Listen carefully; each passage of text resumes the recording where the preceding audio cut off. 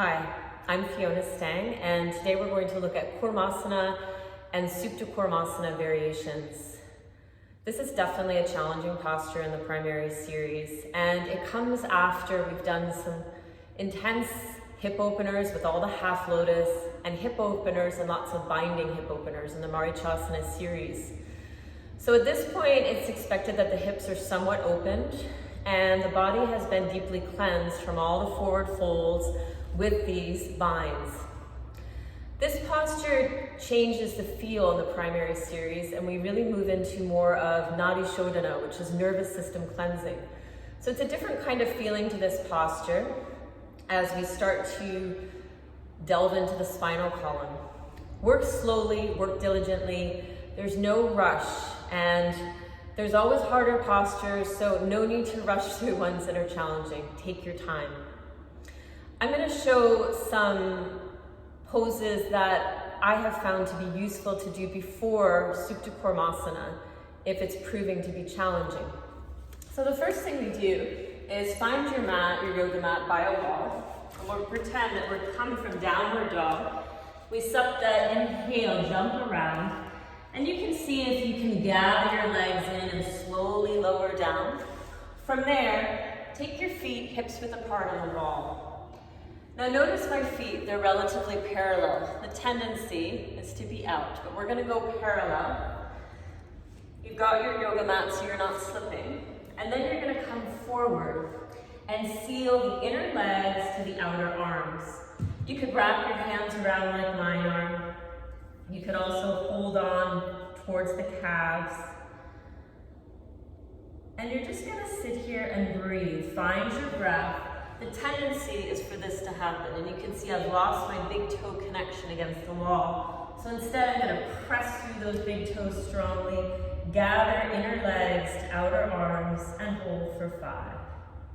This is eventually Kurmasana. The difference would be our legs would be straighter, but there's that feeling of a strong inner leg line, which really plugs the femurs into the socket.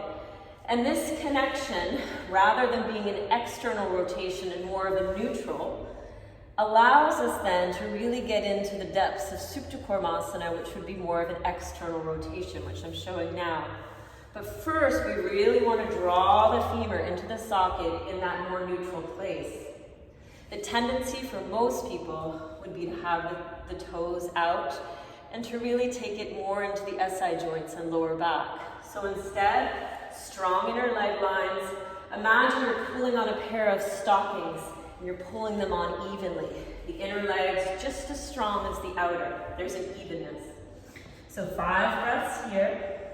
Big toes, inner ankles, inner knees, inner thighs, to the Mula Bandha, the pelvic floor, and up.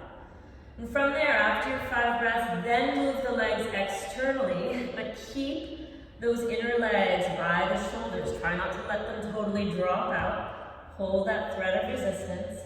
You could keep your hands there, or over time, you could reach up. And if you're a female, it's easier to go by your waist because it's narrower and work to bind the hands. 5 breaths here. If this is comfortable, you could then work to walk in and bring your heels towards each other. But if not, don't worry. Just stay here, externally rotating, or you could keep your hands just holding in. So we went from neutral to external.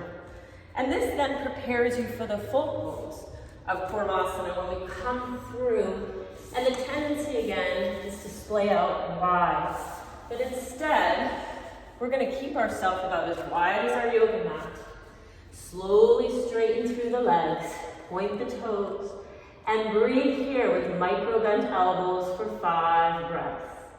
And really drawing the femur into the socket. From there, as you flick your forearm like you've learned in the Marichis, try to go for the waist so you can find your fingers.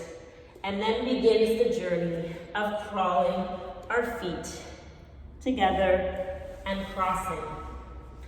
But really, what I think is essential in that posture is learning feet parallel, strong inner leg lines in the first Kurmasana variation, which then feeds into the Supta Kurmasana variation, where we do externally rotate. So we need to find that neutral place in Kurmasana to really feel that connection into the femur for Supta Kurmasana. It's a journey. Enjoy the journey. Don't rush. Take your time. Namaste.